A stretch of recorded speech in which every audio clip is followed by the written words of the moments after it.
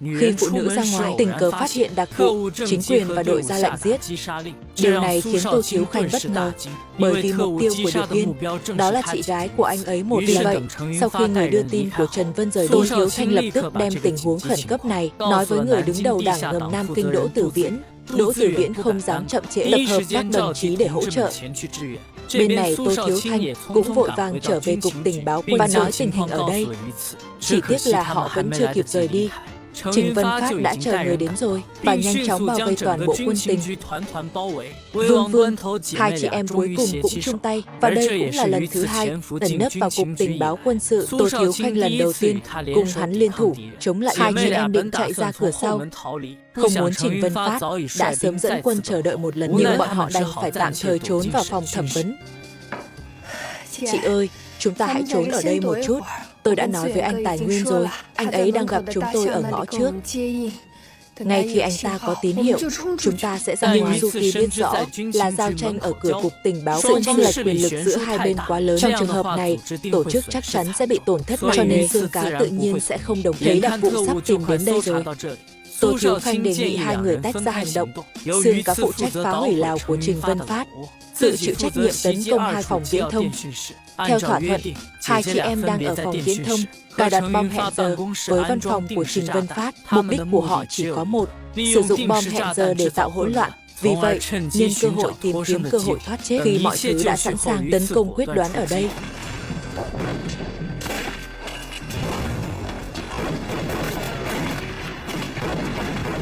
Trong khi đó, Du Tử Viễn dẫn dắt đồng chí cũng tiến hành chiến đấu ác liệt với một trận đấu súng dữ dội.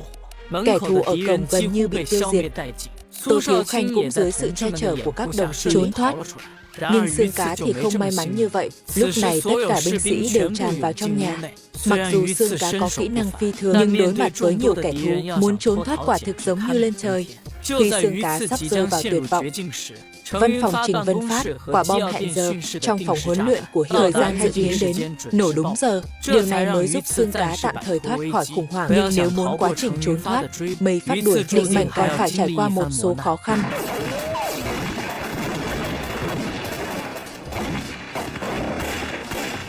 Và điều không may là chuyện xảy ra là trong hẻm có một đứa trẻ nghịch ngợm.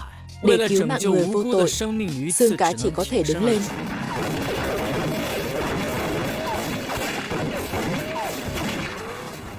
Đánh chết hắn đi. Dừng lại. Vào thời điểm quan trọng này, Tô Thiếu Khanh xuất hiện kịp thời. Chị em Thành Vân phát hiện tình hình không tốt, sợ hãi, vội vàng trốn vào phòng. Nhưng không ngờ tai nạn vẫn xuất hiện.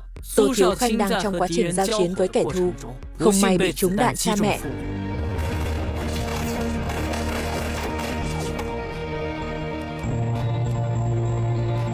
Cờ xe.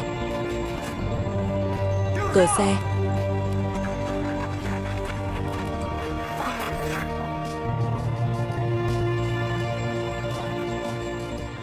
Mặc dù Xương Cá đã thoát chết thành công, NHNG tiếc là em gái tôi đã chết, mà Trình Vân Phát cũng bởi vì giết chết Xương Cá thất bại, mất vị trí giám đốc. Thành công khiến Triệu Minh Quý ngồi trên ngai vàng trưởng. Trình Vân Phát cơ quan tan hết, nhưng không bao giờ nghĩ cuối cùng sẽ kết thúc như vậy. Hắn tự biết Hoàng cục trưởng nhất định sẽ dùng hắn làm bạn thay thế. Vậy đêm đó lén lẻn vào ngân hàng chuyên nghiệp, định ăn trộm giếng Diệp Công sau khi gửi tiền trong ngân hàng.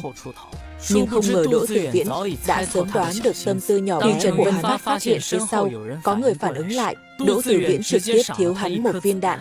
Viên đạn này được bắn cho còi bên phải.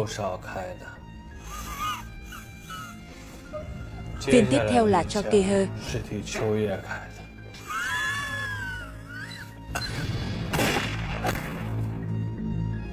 Còn một việc quan trọng nữa phải làm. Đó chính là hoàn thành tốt yêu cầu của đồng chí, nhận được kế hoạch Đông Sơn trong tay Diệp Công Cẩn. Xương Cá tin chắc Diệp Công Cẩn sẽ sớm chạy trốn. Kết luận hắn sẽ nắm giữ kế hoạch Đông Sơn tìm người ủng hộ mới, và sự thật cũng đúng như Xương Cá muốn. Chuyện này vừa được thăng chức giám đốc Triệu Minh Quý đến nhà tù, mục đích là tìm hiểu xem Diệp Công Tình thật phong giả. Nếu là giả, hắn sẽ tốt nghiệp cảnh sát giao ra kế hoạch Đông Sơn. Nếu là thật, vậy Triệu Minh Quý sẽ trực tiếp đem Diệp Công Cẩn quyết tại chỗ. Diệp Công Cẩn giả vờ như một bộ dáng đáng thương. Kết quả là khi anh ta đến gần, Diệp Công Cẩn nhanh chóng đứng dậy dùng ám khí giết Triệu Minh Quý.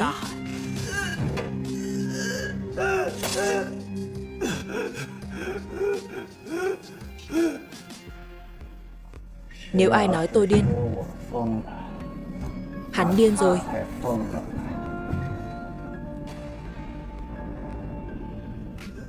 Đây là vũ khí giết người của tôi.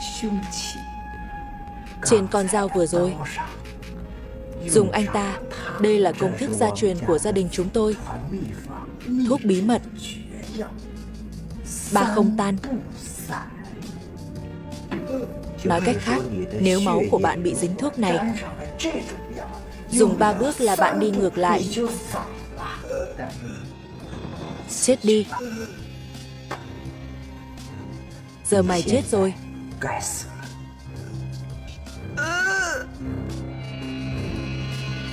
Diệp Công Cẩn lập tức có cách trốn thoát. Hắn thay quần áo của Triệu Minh Quý, ăn mặc cẩn thận, sau đó ra khỏi phòng ra một cách công khai. Diệp Công Cẩn không dám chậm trễ, khai lên xe của Triệu Minh Quý. Sau khi xe chạy 200 mét, Diệp Công Cẩn đắc ý tháo mặt nạ ra, nhưng không biết bọ ngựa cầu nguyện bắt ve sầu chim vàng ở phía sau. Nhưng tổng, lâu rồi không gặp.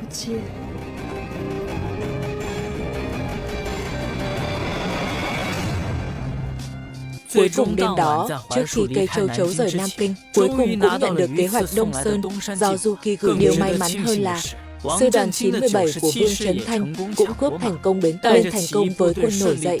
Du Long hướng về ánh sáng. Khoảnh khắc này, trái tim của Isai đang rơi hào cũng biết rõ, vì thắng lợi tối nay, nhờ thân, em gái và các đồng chí quá nhiều nỗ lực và hy sinh. Tại thời điểm này, chương trình này được cập nhật đến đây. Cảm ơn sự ủng hộ và tình yêu của các bạn.